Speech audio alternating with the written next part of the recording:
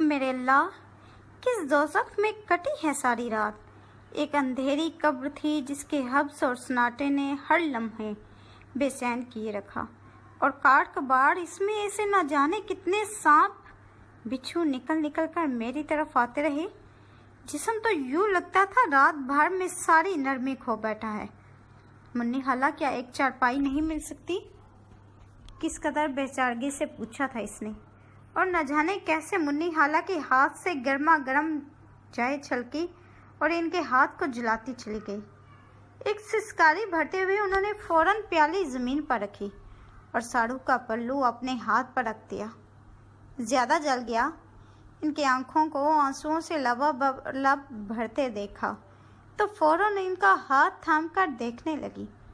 ہلکی ہلکی سرخی ہاتھ پر پھیلنے لگی تھی۔ اس نے کچھ کہنے کے لیے سر اٹھایا تو حیران رہ گئی۔ منی خالہ، آپ اتنی سی تکلیف پر رو رہی ہیں؟ اتنی سی تکلیف تو نہیں نور، تکلیف بہت زیادہ ہے، بہت درد ہو رہا ہے۔ ان کا زاروں کتار رونا اسے پریشان کر گیا تھا۔ تو آپ اس پر کچھ لگا لینا۔ ہاں کچھ لگاتی ہوں۔ وہ اپنا ہاتھ دبوچے اٹھ کر باہر نکل گئیں۔ کتنی احمق ہوں میں، اور بے وقوف بھی۔ بھلا یہ سب منی خالہ سے کہنے کی کیا ضرورت تھی؟ اگر وہ میرے لیے اس سے بہتر کچھ کر سکتی تو کیا میں یہاں؟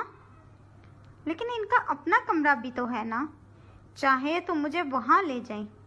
بانکے خالو تو اپنی پہلی بیوی کے پاس ہی ہوتے ہیں۔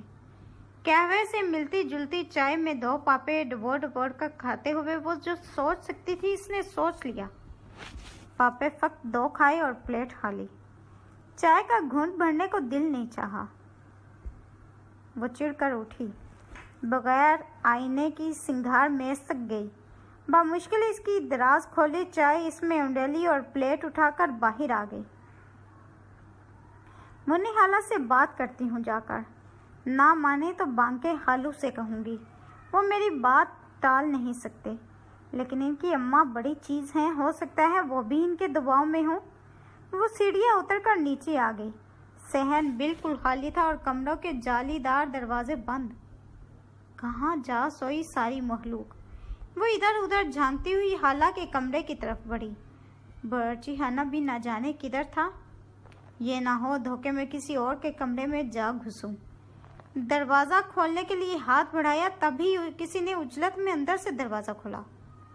پٹاخ سے آ کر منہ پہ لگا، ناک اور پیشانی سے گویا آگ سی نکلی تھی۔ وہ لڑکھڑا کر پیچھے کو ہٹی۔ اس سے قبل کے گرتی بانکے خالو نے اس کی کمر میں بازو ڈال کر بڑے سبھاؤ سے اسے سنبھالا دیا تھا۔ ہاتھ میں پکڑے برتن نیچے گر کر چور ہو گئے تھے۔ وہ ناک اور پیشانی کو سہلاتی، آنکھوں میں نمی لیے 2 قدم پیچھے ہٹ گئی۔ بانکے خالو ہونٹوں پہ مہربان سی مسکراہٹ سجائے معذرت کے 2 لفظ کہتے قریب سے گزرتے چلے گئے۔ وہ اپنی ناک کو سہلاتے ٹوٹے برتنوں پر مجرمانہ سی نگاہ گاڑے کھڑی تھی جب دائیں طرف کا دروازہ کھولا اور اس نے رخ موڑ کر دیکھا۔ یہ عورت یقیناً وہ ایک لمحے میں اسے پہچان گئی تھی۔ اس کا قد لمبا تھا اور جسم فربہی مائل، گہرے سرخ رنگ کا لباس اور اس کی گوری رنگت پہ خوب سجا تھا۔ سبز کناری والا سرخ رنگ کا چنا ہوا دوپٹہ تھا۔ گہرے سرخ رنگ کی لپسٹک نے چہرے کو اچھی خاصی رونق بخشی تھی۔ اس کی شخصیت اتنی باروب تھی کہ وہ ہوا مہا ہی گھبرا سی گئی تھی۔ کیا کر رہی ہو یہاں؟ لہجے میں تمکنت تھی۔ کچھ نہیں، میں وہ منی خالہ۔ ہاں، تمہاری خالہ۔ وہ ذرا سا ہنسی۔ سرخ ہونٹوں سے جھانکتے موتی جیسے دانتوں کی چمک نے اس کے چہرے کو روشن سا کر دیا تھا۔ ہوں گی یہی کہیں، یہ شاید اماں کے کمرے میں۔ بڑا لاپرواہ سا انداز تھا بتانے کا۔ تم نور ہو نا، نور القمر؟ اس کی بھوری آنکھوں میں بہت عجیب سا تاثر تھا۔ نور کو وہ عورت اپنے حواسوں پر چھاتی ہوئی محسوس ہوئی تھی۔ فقط اس بات میں سر ہلا دیا۔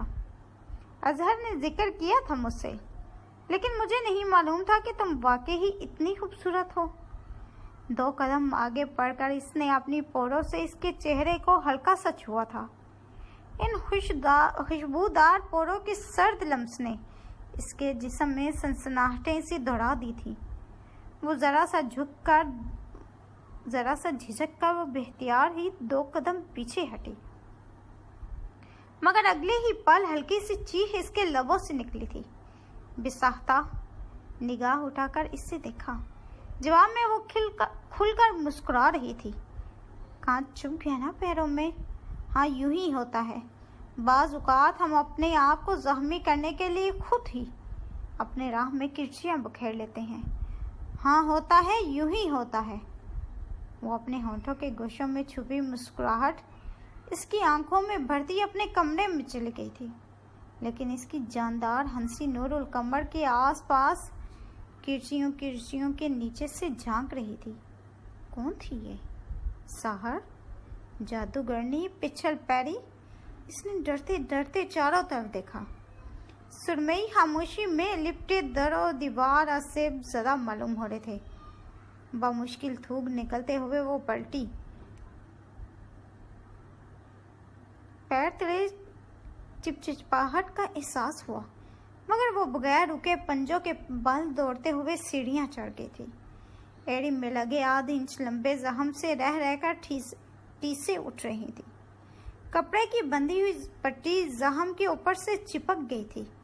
दोनों हाथों से पैर थमे वो बहुत देर से मुन्नी हाला की आमद की मुंतजिर थी। आंतें भूख के मारे सुगड़ने लगी थी। पहला दिन और इस पर यह सजा। चंद दिन बाद न जाने क्या हशर होना था।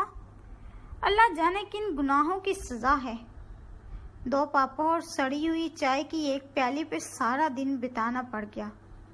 हाय, कैसे भूखों के घर में मरे हैं आकर। उठते बैठते लेटते वो बस कोसने ही दे सकती थी। फिर कदरे लंगड़ा कर चलते हुए दरवाजे तक गई। सीढ़ियों से नीचे झांका, फिर सीमेंट की जालियों से पेशानी टिका दी। सारा जहन भाई भाई कर रहा था। एक बार दिल चाहा नीचे चली जाए। चली तो जाऊं, मगर वो पिछल पैरी जाने क्या पढ़कर फूंकती है, जुबान ही नहीं हिलती इसके सामने। इधर से आंखें ऐसी जैसे सांप से इंसान बनी हो, पलकें भी नहीं झपकती। हंसी है तो जिस्म में कपकपी होने लगती है। मुन्नी हाला तो बुरी फंसी। वो फिर से आकर काल कोठरी में बैठ गई।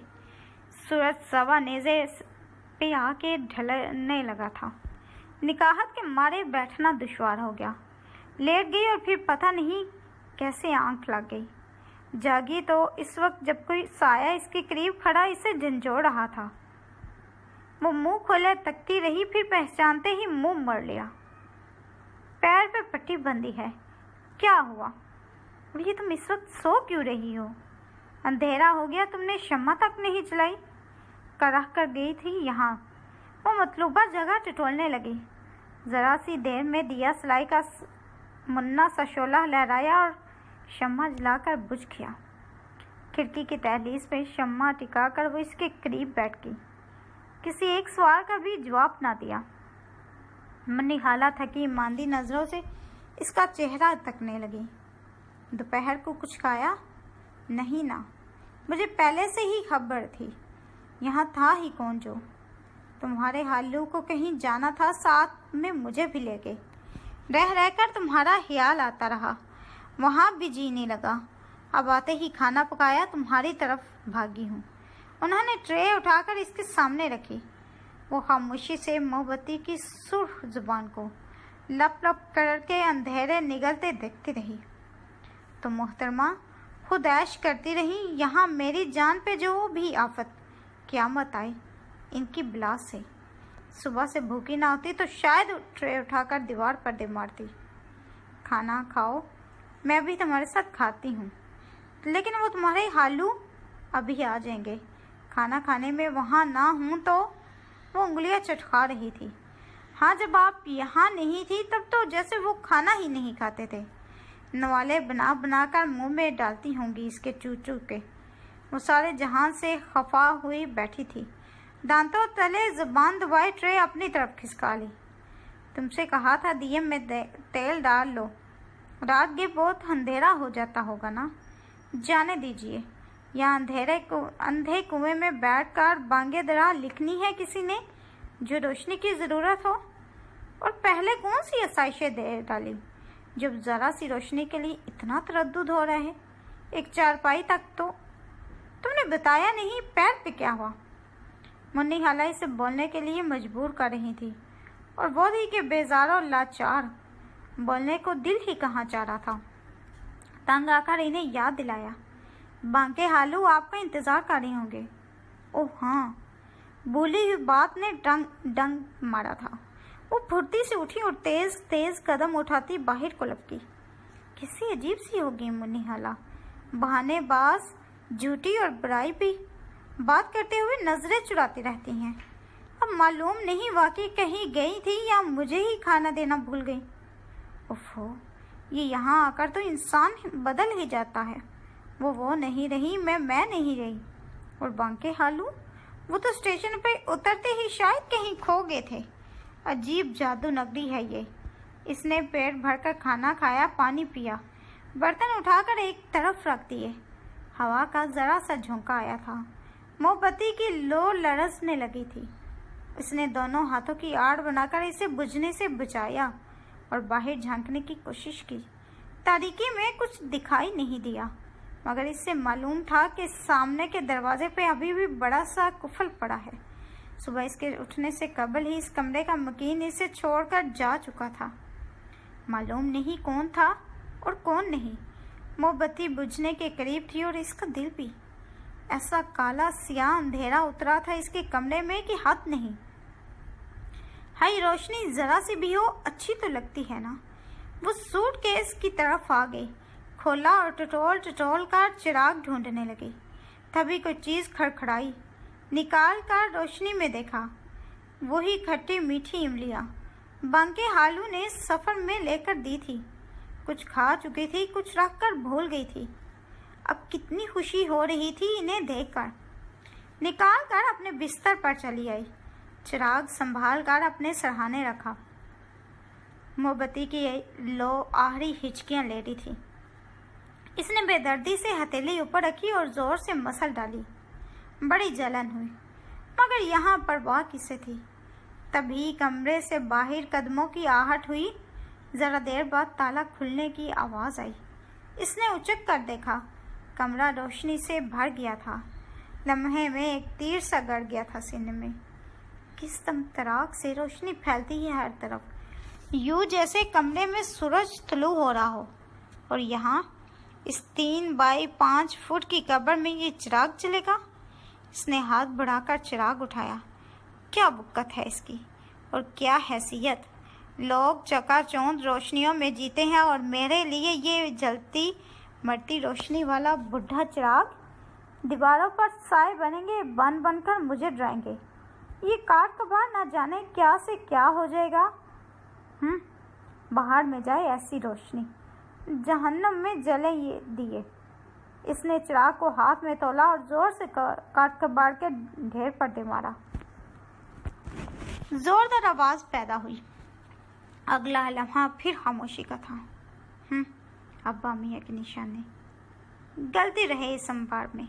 اس نے ایک ذرا سا ابا میاں اور منی خالہ کا بدلہ چکایا، اور پھر گھور اندھیرے میں بیٹھ کر کھٹی میٹھی املیاں چوستے ہوئے اس نے سارے خیالات اپنے ذہن سے جھٹک دیے تھے۔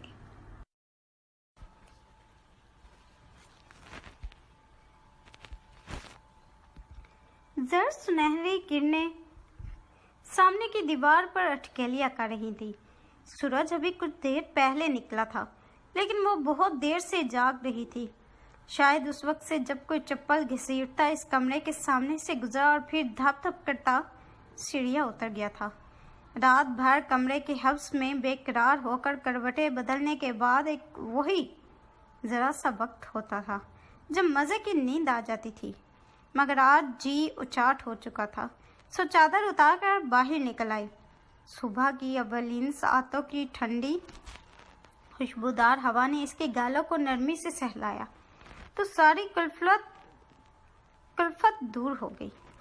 जग से पानी लेकर 2-4 छपाके मुंह पर मारे और टहलने लगी। कभी नीम की शाखों से झूलती, कभी दीवार से लटकी और कभी सीमेंट की जालियों में नाक घुसाकर आंखें फाड़ फाड़ कर सहन में झांकने लगी।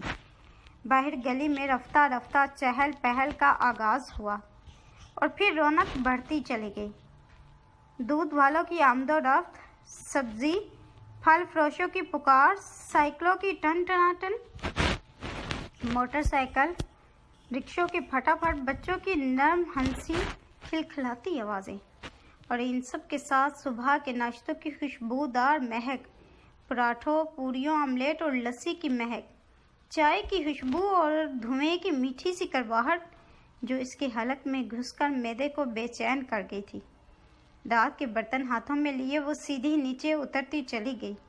आखिरी सीढ़ी पे कदम रखते ही मुन्नी खाला की सास पे नज़र जा पड़ी, जो अपना तख्ते ताऊस संभाले कदमों की आहट पर इसकी तरफ मुतवज्जह थी।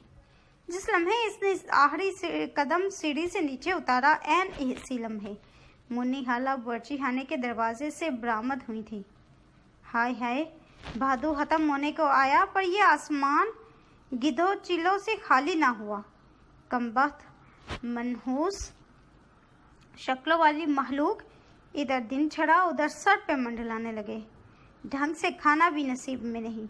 कैसी करारी फट्टे ढोल जैसी आवाज़ थी इनकी। मुन्नी खाला गोली किसी तार से इनकी तरफ बढ़ी। वो मुँह खोले न समझी के आलम में खाली आसमान को तकने लगी। तभी किसी ने बर्तन इसके हाथ से उचक लिए। वो बुरी तरह चौंकी। नहाए धोए अरसा गुजर गया। सफ़र का मैल कुचैल भी साथ लिए फिरती थी। क्यों ना मौके से फ़ायदा उठाए, वरना तो वो डर के मारे कम ही उधर का रुख करती थी। दरवाज़ा खोलकर बाहर झांका। चंगेज़ खान को नाश्ते में महबूब देखा तो भागकर कपड़ों का दूसरा जोड़ा उठा लाई। खूब रगड़ रगड़ कर नहाई, कपड़े बदले और बरसी हुई बदली की तरह हल्की फुल्की होकर निखरी निखरी सी बाहर निकल आई। मैले कपड़े गोल मोल करके हाथ में पकड़ रखे थे, जिसे भागकर मुन्नी खाला ने झपट लिया। इनकी अफरा तफरी समझ से बाहर थी। खुशबूदार साबुन क्या हाथ में आ गया, आपे से बाहर हो गई। झागो झाग हो गया सारा गुसलखाना। ए बहू, एक दो झाड़ू लगाओ यहाँ। क्या धमकाना अंदाज था, और फिर जो कहा था नूर को समझ में नहीं आ रहा था। वो दोनों बातों में से किस पर हैरान हो। वो क्या कोई गंवार जाहिल लड़की थी जिसे नहाने के तौर तरीके न आते थे। वो टक्कर टक्कर मुन्नी खाला को देखने लगी, जो झाड़ू लेकर गुस्लखाने को भागी जा रही थी। अब वो खुद जो हाथ धोए बगैर वापस पलट आई थी, अब तीखे अंदाज से इससे मुखातिब थी। कब तक मीनारे पाकिस्तान बनकर खड़ी रहोगी? वहाँ बरामदे में देखो, बच्चे खा रहे हैं। कुछ बच जाए तो तुम भी। जी? वो हक्का बक्का रह गई। अब खड़ी खड़ी मुँह क्या ताक रही हो? क्या मैं नहीं जानती कि इन भीख मंगों की औलाद हो तुम? बाप मर गया तो दुधियाल वाले 2 दिन रोटी न खिला सके। अम्मा समेत नाना के सर डाल गए। वो खूं खूं करती बिना इलाज के मर खप गई। और बूढ़े मियाँ असगर अली मेहताब एक तो हमारे सर मुंडाना ही था, जाते जाते दूसरी को भी हमारे खाते में डाल गई। कम तो वो भी नहीं, 24 साल से हमारे सीने पे मोंग डाल रहा है। हमारा ही हौसला है जो सह लिया, वरना मेरी बेटी किस किस चीज़ के लिए ना तरसती थी। आज भी सोचती हूँ तो कलेजा वो ज़मीन में गड़ी हुई थी। मालूम नहीं कैसे मुन्नी खाला ने इसे खींचा और सीढ़ियों तक लाई। वो कुछ कह रही थी दबे दबे लफ्ज़ों में, सरगोशियों में, मगर वो सुन ना पाई थी। बस सीढ़ियों का रास्ता निजात का रास्ता था। इसने कदम रखा तो पलट कर नहीं देखा था।